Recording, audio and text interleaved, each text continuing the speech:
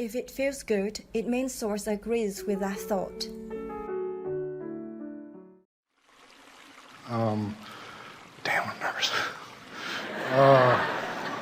They don't call it the hot seat for nothing. You mean you don't personally talk with infinite intelligence every day? My wife seems to think so sometimes. My question comes back to, I've heard Abraham many times refer to sex and intimacy being the best thing that there is on the planet for us humans. Well, now you've reformed it. Well, yeah. Just slightly. But what we have said on a very consistent basis is that alignment, you and who you are, when you are in alignment, the energy that flows is not different from what often flows during sexual experience. In other words, sexual energy and alignment are not different vibrations. I guess I understand that, and I experience it when I'm intimate. And my question, I guess, comes that as we become older and we with our partners for a period of time, that seems to go away. Well, here's the interesting reason why. When you explore what are the vibrational laws that are being satisfied when you are having a successful experience. And all day today we've been talking about how life has caused you to create this vibrational reality, and when in any moment in time you're not doing something that violates that, then you are in alignment with it, and that alignment makes for ecstasy. So now let's apply this to a sexual experience. When you first come together, you are both usually more optimistically looking for the positive aspects of one another. Our friend talked earlier about the deliciousness of a child. They're just more tuned in. And there is not much that is more vivid or more widespread, and therefore a better example for people to understand than that feeling of being sexually drawn to someone. In other words, it can be, it isn't always, but a real tuning in. And what are the components that are the same? You are single-minded usually, and you are usually not negatively focused. When two people come together and you are both in a position of absence of resistance, and you are collectively focused upon the same thing and are therefore in tune with who you really are, then you can have a very delicious experience. True. So your question is, how do you keep that going?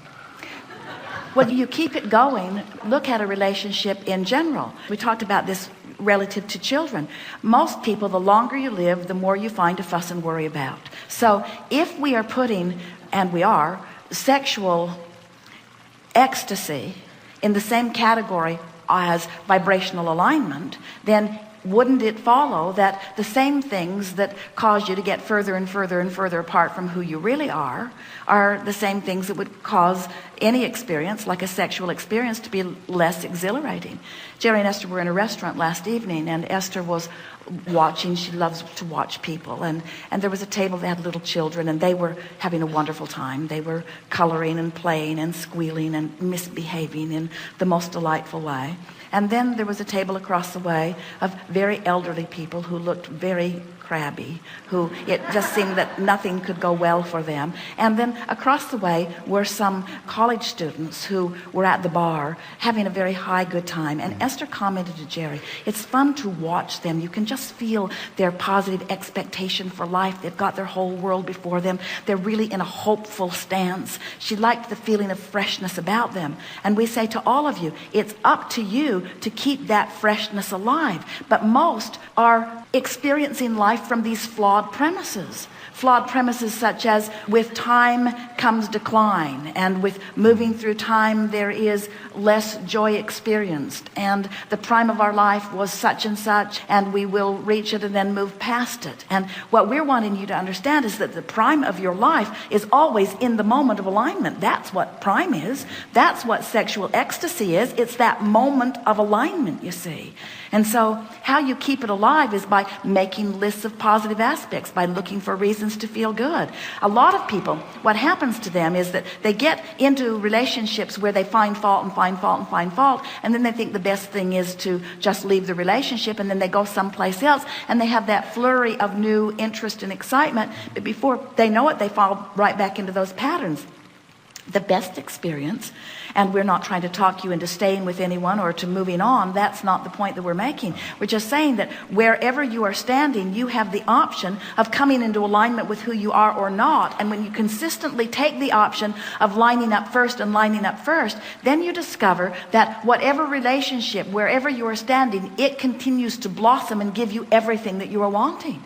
You have to realize that when you are having a relationship with someone, that you are collectively putting new and improved things in vibrational escrow. And when you turn consistently to evaluate and talk about and contemplate what's in that vibrational reality and tune yourself to it, this relationship that gave birth to it, and now your attunement with it, it has to just get better and better and better.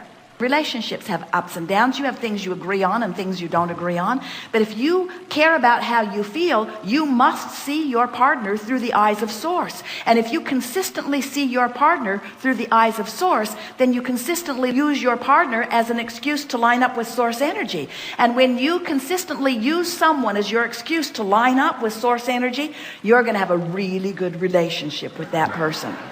And when you consistently use that person as your excuse not to line up with Source energy, you're going to come to resent them. You're going to come to wish that you weren't together, you see.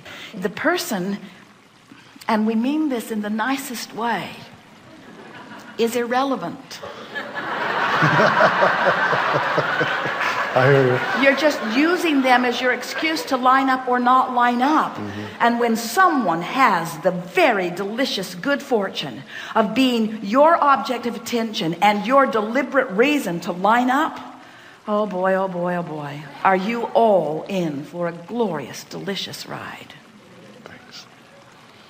Thank you. Yeah.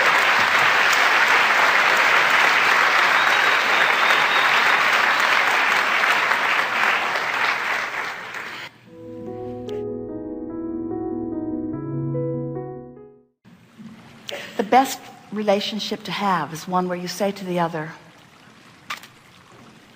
I figured it out. My happiness is not dependent on anything you do. Wouldn't you just love somebody to say that to you and mean it? And really mean it? It's my job to be joyful. Now hear it. And you're irrelevant to my joy. Does it still sound good? You got to mean it. You are irrelevant to my joy. Now, at first it sounds off because you want to be relevant to their joy. But if you're relevant to their joy, then you're relevant to their pain and relevant to their success. And before you know it, it's going to turn on you. If you promise someone that you'll keep them happy, big trouble ahead.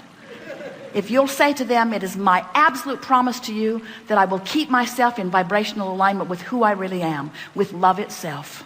And whenever I turn and hold you as my object of attention, it is my promise to you that I will have already done the work to have tuned into Source, so I will be showering the eyes of Source all over you. Someone says that to you, go home with them now.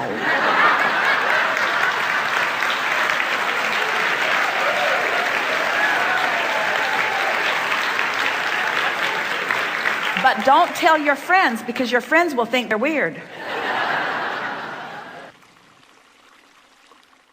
You will never find yourself in the point in time when the subject of relationships is not an active part of your now experience. For everything you perceive or notice or know is because of your relationship with something.